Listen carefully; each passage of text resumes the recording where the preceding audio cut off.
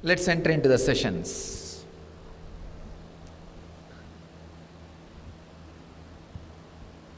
I'll introduce how this technology happened, how this whole science happened in me.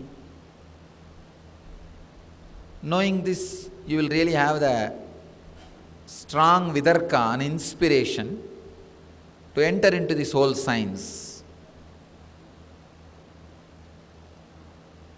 Introduction is never waste of time, it's a right investment.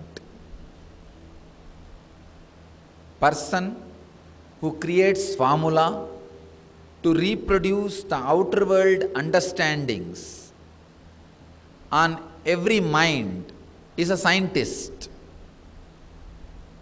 Person who creates formula to reproduce the experiences of the inner world on everybody is a mystic. Person who creates outer world experiences to reproduce the outer world experiences into others, outer world understandings into others, who creates formula is a scientist. Person who creates formulas to reproduce the inner world experiences on others is a mystic. So how this formula to reproduce this experience on others happened in me is an introduction about this science, this technology.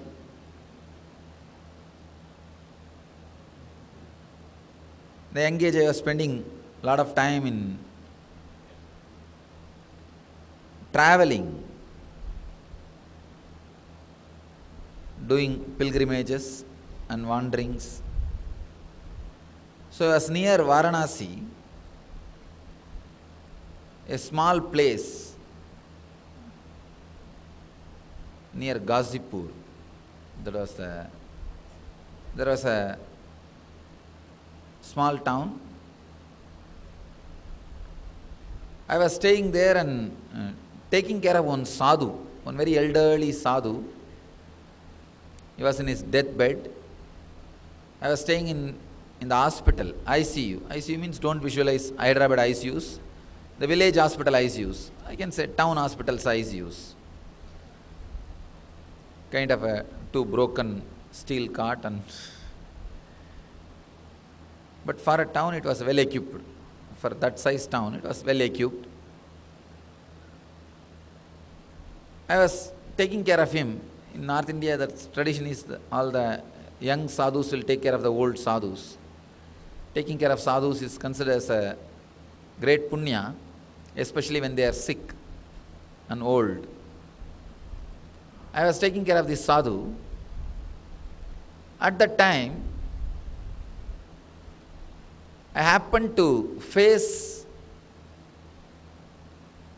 see one guy dying in the hospital, in the ICU. Next bed. I was with this sadhu, I saw that next bed, that guy started dying. Please understand, I am describing as I experienced, and I am responsible for what I am talking. I know many people follow the instructions I give. Many people practice these teachings. Because of that, I have to be more responsible about what I am talking. See, if nobody is listening, nobody is caring, nobody is practicing, I can talk what I want. But I know millions of people are practicing what I am talking, listening to what I am talking. So I am responsible for what I am uttering. With that responsibility, I am telling you, as exactly I experienced.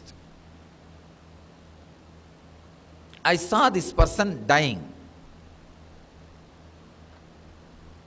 It was such a strong experience for me. Still, even when I remember, even now I can just see visually the whole thing in front of me, including that old glass on that steel table, near that patient. I can see everything so vividly.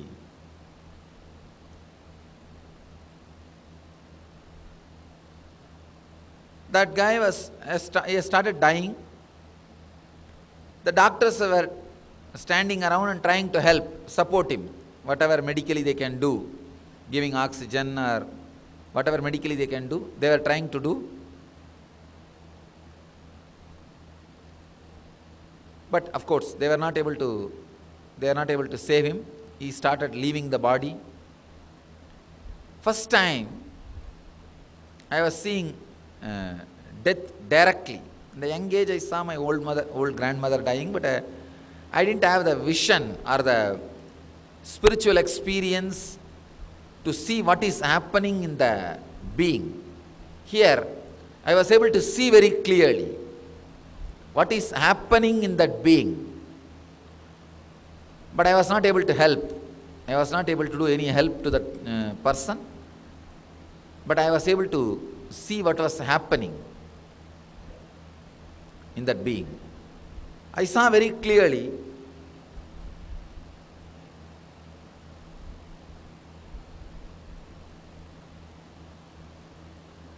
first that physical body suffering. It's almost like a tremendous pain raising in the system. It's like thousands of scorpions biting at a time. Every pore. I saw intense pain happening in that body. So thousands of scorpions. You see, even if you cut yourself just half inch, you know how you feel. It's almost like you're peeling the skin. I saw that intense pain happening in that body. Every pore, intense pain.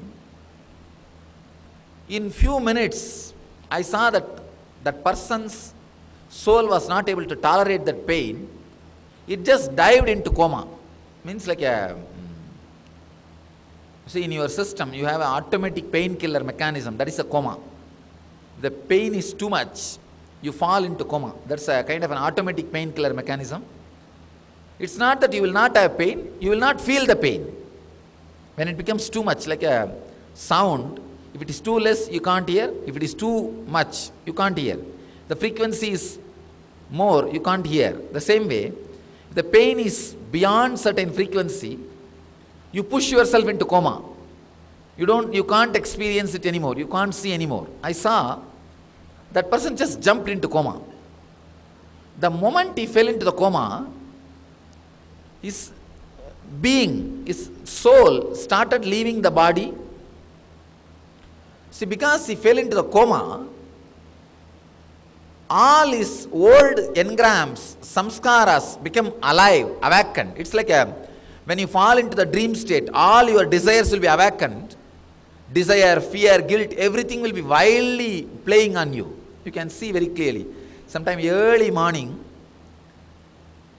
if you wake up, the moment you wake up, if you remember, just few moments before, because you are not aware of yourself, you are not aware of the self was not alive, individual and clear, how your fears were possessing you. For example, if you had the dream like you are running, escaping from a snake or elephant, you can see very clearly, the moment you wake up, how the whole thing is empty, but when you are in that coma stage, how it was looking really like a reality, truth. I saw very clearly, same way, that soul dropping into the coma and all the desires, unfulfilled desires just become alive. See, when you don't have logic, the individual awareness, you will not see the difference between the dream state and waking state. That is why kids, till they develop the logic, if they feel hungry in the dream state, they will cry in the waking state. Whatever they experience in the dream state, they will feel in the waking state. They can't differentiate between the dream state and waking state. The dream, if they feel that somebody has beaten them or some problem, they will be crying in the waking state. They can't see the difference. If the logic is not sharp enough, if the individual awareness is not there, in Sanskrit we have a word, Pratyagatma Chaitanya Jakratam, means individual awareness. If that is not there, you will not have the difference between the dream and waking state.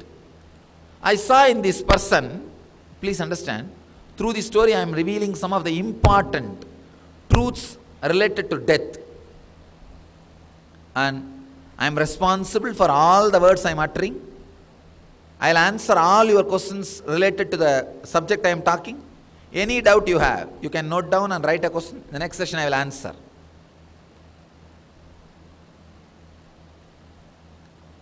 Just like if you go to a lawyer, he is ethically bound to give you the right opinion about the problem. So an enlightened being is ethically bound to tell you the truth exactly as it happens about the cosmos, the cosmic questions like a life and death and everything. So even if it was little shocking, even if it was little against your religious beliefs, your ideas, I am sorry about offending you, but what I am saying is truth. I am expressing it as it happened. Because the person fell into a coma, I saw very clearly all his desires become alive. Almost like the frequency of the desires is much more than frequency of his individual soul. So he is just kicked left and right by those desires. This guy has become just 4 feet and the desires are standing 20, 30 feet. Like a football is being played by those desires. They are kicking him left and right. Anyhow, it was a terrible suffering for that person. He felt very deeply depressed that he did not leave all these desires. He wants to stay back in the body and leave all those desires. But body is telling, no, I am tired. I can't host you anymore. Please get out. Body says, I am pushing you out. But the desires are so tall, so imposing, so influencing, the soul wants to stay back in the body and enjoy, but unable to. This fight, this conflict is what I call suffering, the death suffering. Understand? Do not think you will go to hell and you will be put in the hell and boiled. No, this process is hell. There is no separate hell. This process is hell. All the engrams, your engrams, which you carry as, which you cherish, which you think as life, will be awakened the moment you fall into the coma. So I saw that soul was moving through the desires with tremendous suffering, deep suffering. Then slowly that soul moved to the next level. Next level I saw, instead of desires, that soul was attacked by the guilt. See, when you feel I should live like this, it's a desire. When you feel I should have lived like that, it's a guilt. When your soul goes towards the future, is desire. If it goes towards the past, it's guilt. I saw the soul getting caught with a deep guilt. Oh, I should have done this, I should have done this, I should have lived like that, I should have finished that fellow that time. I did not fight properly, I did not do this properly. You can see even now in your life. Morning, if you finish your fight in the house and go to the office while you are working, all the points will come. Oh, I missed this point. I missed that point. You will prepare your notes and come back in the evening. The moment you enter the house, shoes will fly and start the session again with all the points that you remembered. And again, when you are in front of the spouse, in that heat, you will forget 4 or 5 points to answer. So that night, while you are in the bed, you will start taking the notes. Next day, you are ready. Anyhow, the guilt of that person was so strong that soul immediately wanted to go back to that body and want to relive all those incidents as he wants.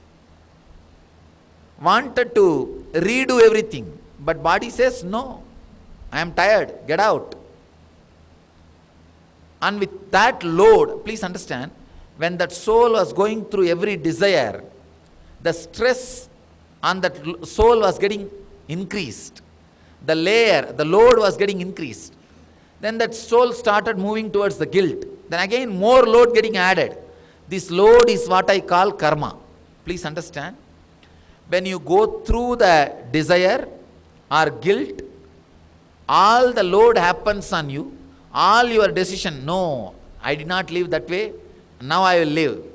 I did not do this, now I will do. All those decisions you make is your prarabdha, with which you assume the next body. Please understand. Your life is not direct result of your past actions. It is your decisions made about the past actions is this life. For example, last life, you gave 100,000 rupees to somebody, or you cheated 2,000 rupees from somebody. You killed 2 people. You saved 10 people. Your life in this life is not totality of all those actions. Your decisions about all those actions. For example, you see, oh, saving gave me so much of joy. This time I will save 100 people. Oh, killing gave me real joy. This time I am going to give 100 people. No. When I swindled money, I felt very bad. This time I won't swindle. No. Last time when I served the money, gave money to others, I felt very joyful. This time I will give more. What decisions you make about those incidents when you leave the body is this life. Please understand, I am throwing one of the important light on the concept of karma. I am breaking the traditional idea of karma.